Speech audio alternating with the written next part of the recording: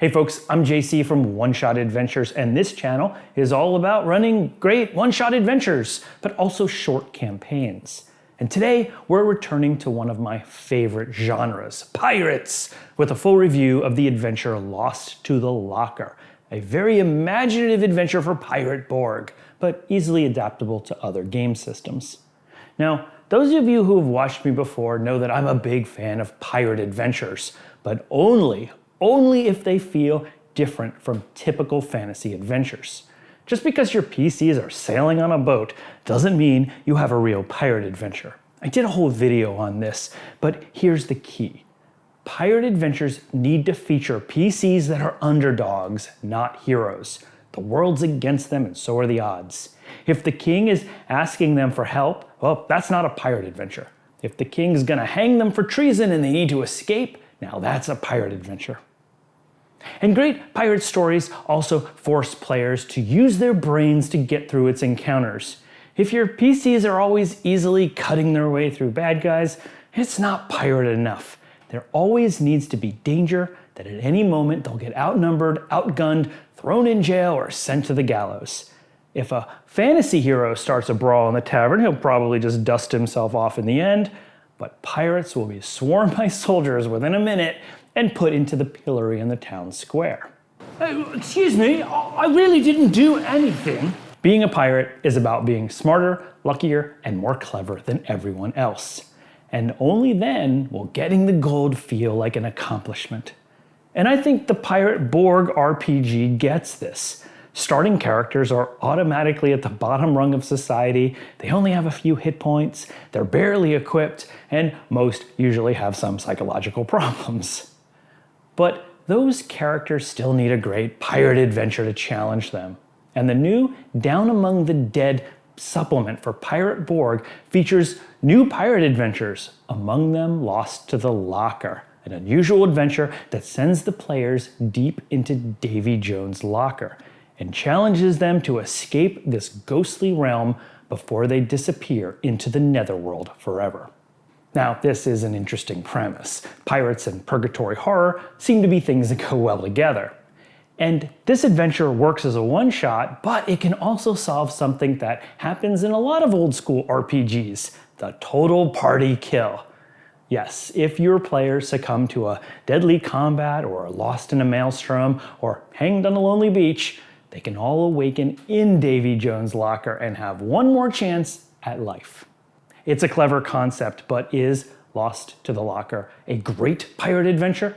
Does it feel different than other adventures? Well, grab your cutlass and favorite undead parrot, because not only am I going to give you a full review of Lost to the Locker, I'm going to give you GM some tips and tricks on how to run this one like a pro. But before we pay the ferryman, I have to warn you there are spoilers ahead. So if you're a player who recently died at sea, stop watching now and go tell your GM to check this out while you respawn. Okay, here we go.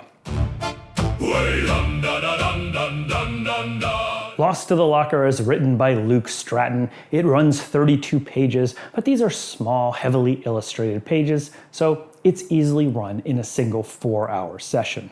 You can find it in Pirate Borg's Down Among the Dead supplement, which also includes 2 other adventures, a new class, and lots of cool optional rules for your Pirate Borg game. It's a pretty robust supplement that I recommend any fan of Pirate Borg pick up. The adventure begins with the PC's death. If you're running this as a one-shot, you just describe them as caught in a huge storm and getting pulled under the waves to their doom. Otherwise, run this adventure the moment your PCs die, which in Pirate Borg is something that happens quite often. The dead PCs awaken in Davy Jones' locker, a way station between life and death, represented as a collection of shipwrecks and islands, all shrouded in a starless and bleak mist. They arrive in a place called the Shallows, chained to floating rocks underwater, and they have exactly 5 minutes of real time to escape their chains before they drown and experience the sensation of death all over again and wake up there again. Well, now, this is a weird way to start an adventure. The vibe of the locker is so evocative. Colors are muted, torches are burning with a pale green flame. You can't talk about a Pirate Borg supplement or adventure without talking about its art, and each of the locations are so beautifully illustrated, and I suggest as a GM you find your way to show the players the artwork as they travel around the locker. It'll just burn this imagery into their heads. Lost to the Locker is a sandbox adventure, which means once the players escape this opening scene, they have a lot of choices in front of them. Their goal is simple but daunting: to escape back to the land of the living. The party will need 3 things: a functional vessel, one of Charon's obols for every escapee, and a secret exit that returns them back to the normal world. What makes the locker stand out, though, are its unique mechanics. This isn't just a replica of the normal world. First, every 5 minutes of real time, the PC's bodies recompile. Cut off limbs regrow, bullet holes close up, and all hit points are recovered. Wait, are you saying there's no resting or healing in an RPG? How is that possible? No need for resting at all. Now, that sounds great, but if you die while in the locker, there's a risk that your soul moves on to the netherworld forever. The risk starts at 1 in 20 for each death, but increases by 1 every time that PC dies. So your players will probably start out a little careless, but will soon decide that's a dangerous idea in the locker. Second, and this is probably my favorite part, the locker doesn't obey normal geography. All travel is non-Euclidean.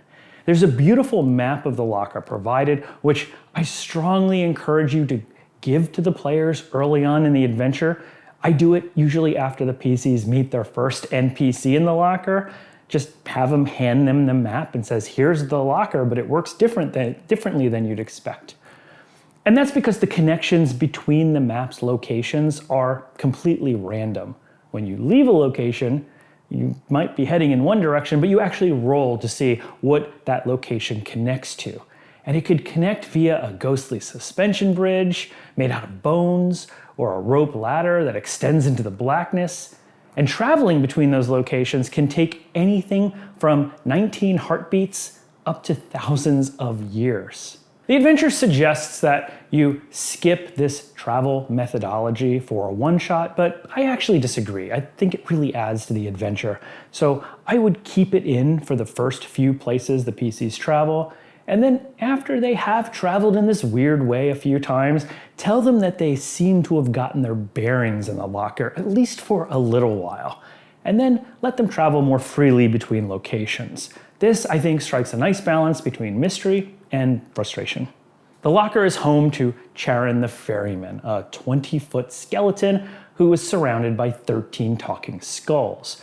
And one of those skulls is a wily old man who leaks secrets to the other skulls, which makes him a perfect tool for the GM to drop rumors. And then there's Lady Oblivion, the governess of the place. She appears as a beautiful, watery woman in an Egyptian-style dress, but she's also secretly the Reef Ghoul, a horrific monster made out of dead coral and sea muck that hunts any soul that tries to escape the locker. She lives in a place called the Pellucid Palace, and she's keen for news from the land of the living, and she generally welcomes guests. She's quite friendly, but she doesn't want anyone leaving the locker. There are 8 locations in the locker that the players will travel between, and each one holds one or more of those puzzle pieces they need to escape: a vessel, an exit location, or an obol. And don't forget, the PCs will need 1 obol for each PC to escape. Although if you're playing with a bigger group, maybe 5 or 6 players, I would increase the number of obols players get at some locations, just so the adventure doesn't feel like a predictable grind, or they go to one location, find an obol, go to another location, find another obol. That becomes very predictable, so I would just vary it up a little bit with a bigger group. The locker's locations are all evocative and very imaginative. For example, there's a star-crossed fort in the middle of the ocean that fights off ghostly ships every night and loses with its complete destruction.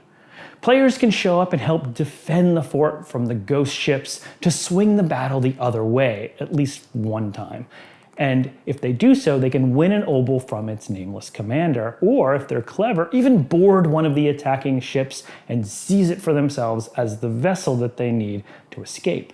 This is a good example of how each location works in this adventure. There's a challenge or two described and a reward that gets them one step closer to escaping.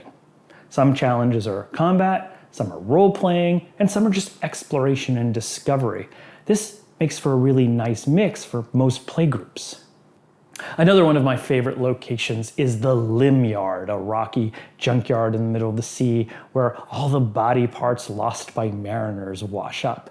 PCs who lost a leg in the real world can find one here. It's probably going to be mismatched, but that's fine for pirates. And there's a strange guardian and even Cerberus himself wandering this island. There's also a capsized galleon where gravity flips players upside down and a ghostly crew singing a haunting sea shanty. This ship can be unchained, flipped over, and taken as their vessel. And the Desiccated Sea is another cool location. It's a desert of white sand made from ground bones where skeletal whales and sharks swim through the air like a weird aquarium. Your players can actually jump on a skeletal narwhal and use it as a mount, which is about as awesome of a mount as you can get in a game. Now this is a pirate adventure! And then there's Port Oblivion, a makeshift town of wrecks where you can drink graveyard-themed cocktails at the Open Casket Tavern and learn a lot of lore about the locker. I actually recommend that after the players escape the shallows, a lost soul there directs them to this port, since it acts as a great hub location, gives players the opportunity to get their bearings, learn about the locker and how to escape it, and hear about the key NPCs like Lady Oblivion and Charon. Of course, there are a few monsters and foes that wander the locker, but it's largely up to the GM to figure out where to insert them. The Mist Guard are the police of the adventure, these sort of skeleton guards. And so I suggest you always have a squad of them show up whenever the players get a little unruly. There are also the Dagonites, basically deep ones from Lovecraft stories that hang out as murderous gangs and thieves, and I use them whenever there's a lull in the action, kind of like bullies and thugs that are always looking for a victim or trying to trick players into more dangerous areas. Like they might come up to a PC and be like, hey, I know somebody you want to meet, and then lure them into an abandoned part of town where they try to knife them. Play the Dagonites as sort of untrustworthy, and the players will quickly learn to avoid them. And then there are two bigger monsters, the Reef Ghoul, who devours escaping souls and is secretly Lady Oblivion, and the Chorgoroth, a grotesque anglerfish kraken that comes to land to feed every so often. I have Chorgoroth show up if the PCs are ever dallying in a single location for too long.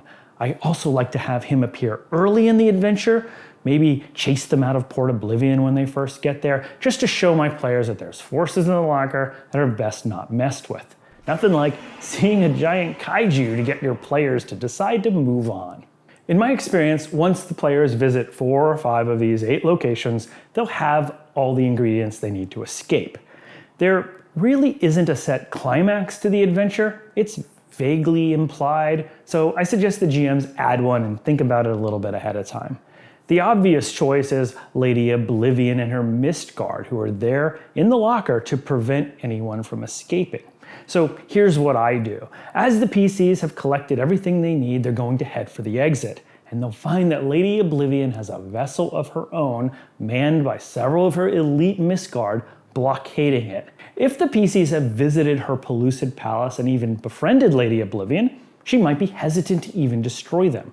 After all, she's not unreasonable and she loves getting news from the outside world. So maybe she'll even offer them a deal. She'll say, I'll maybe let 1 or 2 of you, probably the most charismatic, escape to the land of the living, but she says she just can't let them all escape.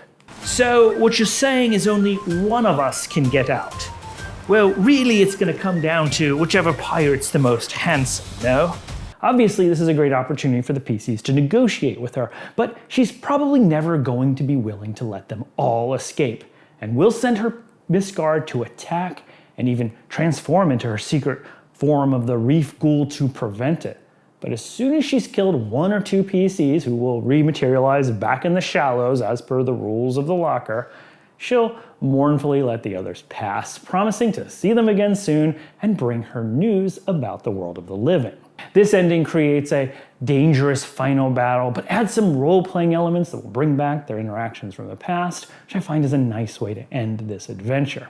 But I'm sure there's other ways to do it, and if you've got a good one, let me know in the comments below. But with some luck and cleverness, the PCs can escape the locker and they find themselves back in the dark Caribbean, ready for another pirate adventure. And that's Lost to the Locker. So what do I think?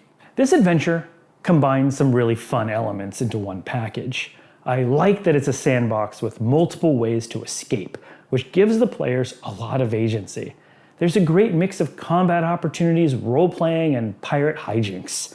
To steal enough obols and a good vessel, the players are going to have to use their brains, be sneaky, and come up with some creative plans.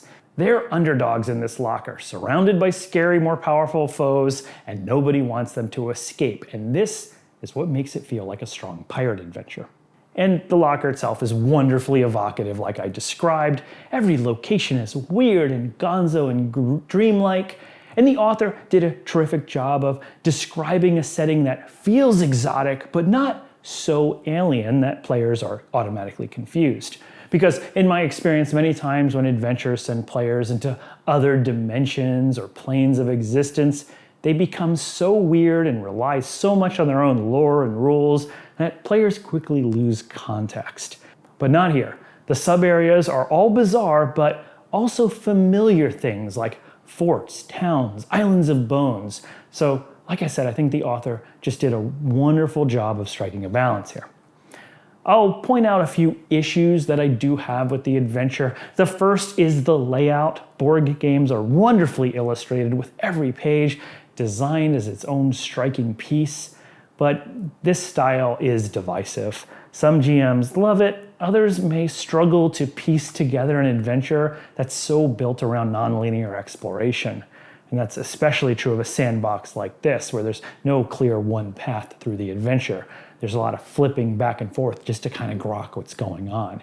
Each location, for example, gives you random events, encounters, and strange things to discover, but it's largely up to the GM to weave them together. There's not much guidance as to when to roll on a table or introduce a new threat or have enemies show up. Experienced or freeform style GMs won't have any trouble with this, but newer GMs or GMs that are more used to more standard formats may struggle because the locations are so minimally described. The book gives you plenty of cool ingredients, but you're responsible for the pacing, escalation, and sense of danger in Lost to the Locker. The second issue is urgency. A lot of the tension in this adventure is supposed to come from constant harassment by the Mistguard and Charon, who police the locker and are eager to send wayward souls into the netherworld. But that pressure is a little underdefined here. If the GM forgets about it, the PCs can wander at their leisure, and then the whole adventure risks losing momentum.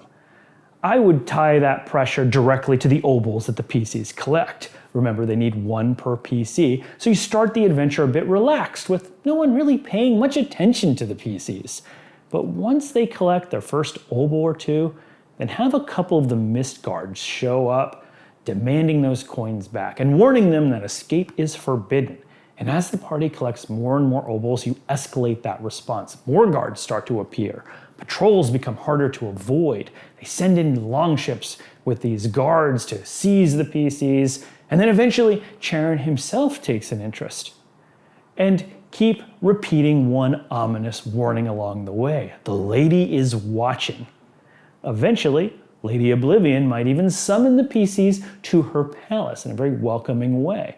She'll be perfectly charming and welcoming right up until she politely demands that they surrender all those obols. The important thing is to keep the pressure building. The closer the PCs get to escaping, the more dangerous the locker should become.